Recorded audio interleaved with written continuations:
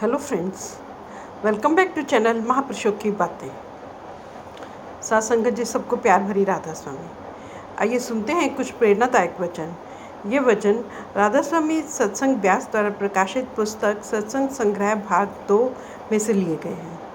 इस पुस्तक के पेज नंबर 142 पर हजूर महाराज चरण सिंह जी फरमाते हैं, गुरु साहब फरमाते हैं कि अगर अंतर में मालिक से मिलने का शौक़, प्रेम, प्यार, विरह और तड़प है तो इस लोक लाज को भी अपने अंदर से निकाल दो। जब तक लोक लाज के अधीन रहते हैं तब तक मालिक को छोटा समझे बैठे हैं और दुनिया को बड़ा समझे बैठे हैं। अगर अंतर में मालिक से मिलने का सच्चा शौक़ और सच्चा प्यार है तो इस हालत में मालिक सबसे बड़ा होता है और दुनिया छोटी होती है। इसलिए गुरु साहिब फरमाते हैं कि हमारे रास्ते में ज़बरदस्त रुकावट दुनिया की लोक लाज है। इसको छोड़कर ही परमात्मा की भक्ति करनी है। दुनिया के तानों और व्यंगों का ख्याल नहीं करना। हजूर महाराज जी इतिहास में से कई उदाहरण देकर समझाया करते थे कि राय साहब लाला सालीग्राम श्री हजूर स्वामी जी महाराज के प्रमुख प्रेमी सत्संगी थे। आपके बहुत ही प्यारे थे। आपका स्वामी जी महाराज के साथ इतना प्यार था कि उनके स्नान करने के लिए यमुना नदी से गागर में पानी भरकर लाया करते थे। आपका पद दुनिया के अनुसार कोई कम नहीं था। यूपी के पोस्ट मास्टर जनरल थे। जब आपकी बिरादरी वालों को पता लगा क्योंकि यहाँ जहाँ स्वामी जी महाराज का मकान था, छोटे छोटे बाज़ारों और गलियों में से गुजरकर उनका मकान आता था और जिस बाज़ार गली में से आप जाया करते थे वहाँ आपके रिश्तेदारों और बिरादरी वालों के मकान थे। उन्होंने स्वभावतः ताने और व्यंग कसने शुरू कर दिए। देखो कितना बड़ा अफसर होकर इसकी मति और बुद्धि को क्या हो गया है। जिस समय आपको पता लगा तो आपने पैरों में झांझरें पहन ली कि घुंघरू बांध लिए ताकि जिसको नहीं पता लगा उसको भी पता लग जाए। जिसके मन में सच्चा इश्क, सच्चा प्यार होता है वे दुनिया के तानों, व्यंगों और लोक लाजों की परवाह नहीं करते। फिर हजूर महाराज जी राजा पीपा की कहानी सुनाया करते थे कि राजा पीपा कोई साधारण व्यक्ति नहीं था, क्षत्रिय राजपूत राजा था। महात्मा रविदास जाति के चमार थे जो कि अपने शहर में ही रहा करते थे और आपकी प्रजा थे। राजा पीपा को बचपन से ही मालिक की भक्ति करने का बहुत शौक़ और प्यार था। उन्होंने संतों महात्माओं की संगति करने का बहुत शौक़ था। जब रविदास जी की प्रसिद्धि का आपको पता चला तो आपने सोचा कि मैं भी जाकर उनकी संगति और सोबत करूं, उनके दर्शन करूं।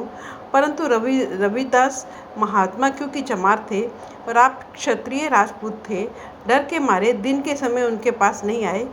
एक बार ऐसा अवसर मिला कि शहर के सभी लोग बाहर कहीं मेला देखने गए हुए थे, सो अपना वेश बदलकर चोरी चोरी छोटी छोटी गलियों में से होते हुए महात्मा के मकान में पहुंच गए। आगे महात्मा जूते गांठने में लगे हुए थे। आपने हाथ जोड़कर प्रार्थना की, गुरुदेव मुझे भी कुछ दे दो। रविदास महात्मा ने देखा इतना बड़ा क्षत्रिय राजा होकर भी ये मुझ गरीब चमार की झोंपड़ी में आया है। उन्होंने कुंड के पानी को अमृत बनाकर राजा को दे दिया। महात्मा का कुछ रोग भी होता है। रविदास महात्मा ने कहा, हाथ आगे करो, चरणामृत ले लो। हाथ तो जरूर आगे कर दिया पर उस चरणामृत को पिया नहीं।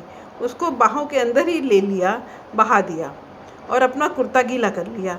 मन में ख्याल आया, इसने तो मुझे चमार ही बना लिया था।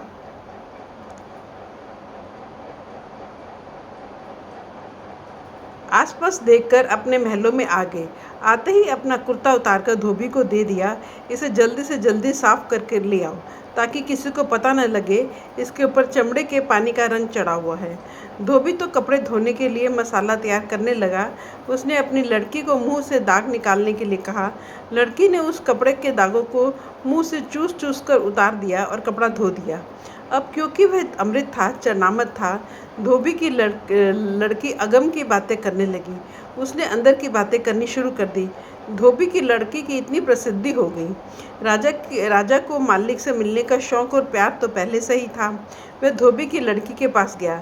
जिस समय धोबी की लड़की ने राजा पीपा को आते हुए देखा, वह उठकर खड़ी हो गई। आप कहने लगे, मैं कोई राजा बनकर नहीं आया, मैं तो भिखारी बन के आया हूँ।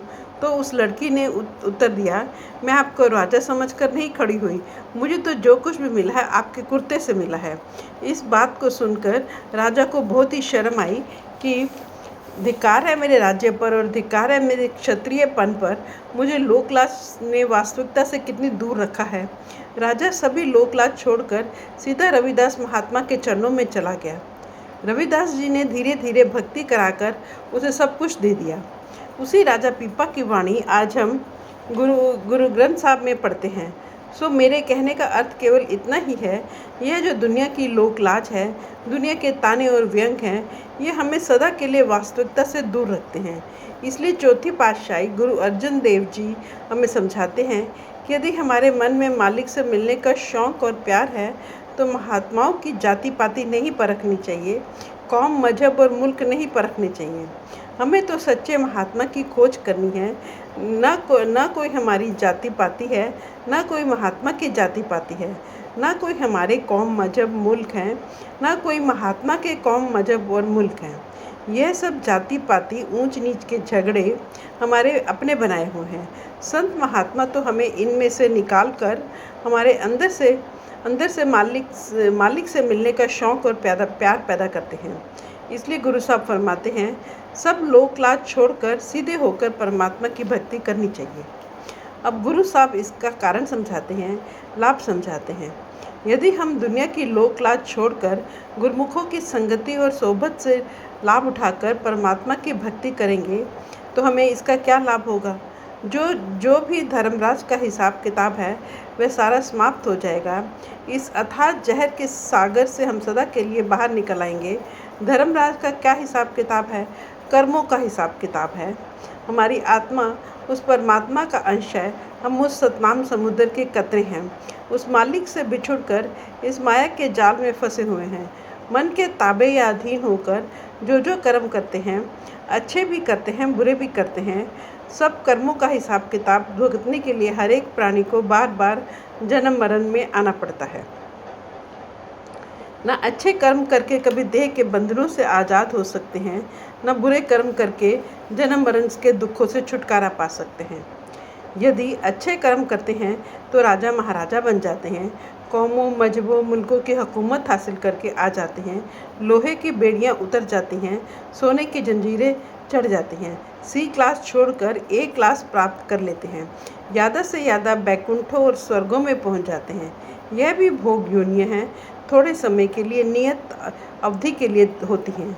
उनको भोगने के बाद फिर वापस यहाँ 84 के जेल खाने में आना पड़ता है। अगर बुरे कर्म करते हैं तो हमारे लिए नरक और 84 तैयार ही रहते हैं। क्या राजा, क्या प्रजा, क्या अमीर, क्या गरीब, क्या औरत, क्या आदमी, दुनिया के सभी जीव इस जगह आकर अपने अपने कर्मों का हिसाब किताब दे रहे हैं। इन कर्मों के कारण ही हमें दुनिया में दुख और मुसीबतें सहनी पड़ती हैं। कभी कुत्ते बनते हैं, कभी बिल्ले बनते हैं। अगर मनुष्य की देह मिल भी जाती है फिर कौन सा सुख प्राप्त करते हैं या कभी शांति प्राप्त कर सकते हैं। कभी बीमारी ने तंग किया हुआ है, कभी बेरोजगारी ने के हाथों से दुखी हो जाते हैं, कभी कर्जा लेने का दुख है, कभी कर्जा देने का दुख है।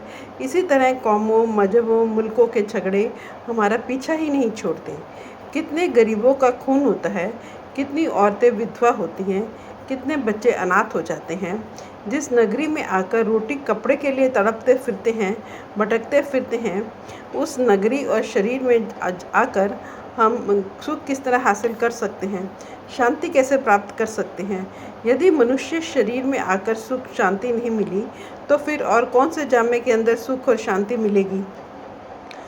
इस मनुष्य के शरीर से या 84 लाख जिया जून के दुखों से हमें छुटकारा उस समय ही हो सकेगा जिस समय हमारे सारे कर्मों का हिसाब किताब समाप्त हो जाएगा। गुरु साहब फरमाते हैं, जिन कर्मों के कारण हम देह के बंधनों के कैदी बने बैठे हैं, यदि हम गुरुमुखों की संगति और सोबत में जाकर नाम की कमाई करते हैं तो उन सारे कर्मों का हिसाब किताब खत्म हो जाता है। फिर हमारी आत्मा निर्मल और पवित्र हो जाती है, परमात्मा से मिलने के योग्य बन जाती है। कबीर साहब फरमाते हैं, जब ही नाम हृदय धर्यो भया पाप का नाश, मानो चिंगी आकी घड़ी पुरानी घास। जब नाम हृदय में बस जाएगा, हमारे जितने भी पाप हैं, हमारे जितने भी बुरे खोटे कर्म हैं, सबका हिसाब किताब समाप्त हो जाएगा। जिस तरह सूखी घास का ढेर कितना भी बड़ा क्यों न लगा हो, आग की एक चिंगारी सारे घास को जलाकर राख कर देती है। इसी तरह हम साकत पुरुषों के जितने भी बुरे खोटे पाप और कर्म क्यों न हो, नाम की एक कणी सबका हिसाब किताब समाप्त कर देती है। गुरु साहब भी समझाते हैं, लकड़ियाँ का ढेर कितना भी क्यों ना इकट्ठा कर लो, आग की एक चिंगारी हमारे सारी लकड़ियों को एक पल में जलाकर राख कर देती है। इसी तरह हम साकत पुरुषों के कितने ही बुरे खोटे पाप और कर्म क्यों ना हो, गुरु साहब समझाते हैं, अगर हम दुनिया की लोक लाज को छोड़कर गुरुमुखों की संगति में जाकर मालिक की भक्ति करते हैं तो हमारा सब हिसाब किताब समाप्त हो जाता है। हम जो विष के सागर में गोते खा रहे हैं, इससे हम बाहर निकल जाते हैं। यह कर्मों का सिलसिला ही समाप्त हो जाता है और हम मन और माया के दायरे से पार चले जाते हैं। फ्रेंड्स, अपनी इस वीडियो को आज हम यहीं समाप्त करते हैं। अगली वीडियो में आगे बढ़ेंगे। Thank you.